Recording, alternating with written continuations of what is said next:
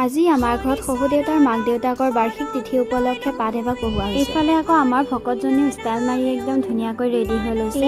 এতিয়া ভকতসকলো আহি পালেহি আৰু আহি পাই তেওঁলোকে শৰাইত প্ৰসাদ আগবঢ়াবলৈ প্ৰসাদৰ ব্যৱস্থা কৰি আছে। আনফালে আকৌ আইতাইও শাক পাচলি কাটি জলপানৰ ব্যৱস্থা কৰি আছে।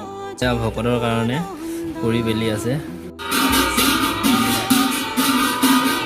মই পুৰিকেইটা বেলি দিলোঁ আৰু মায়ে ধুনীয়াকৈ ভকতসকলক এতিয়া খুৱাই আছে।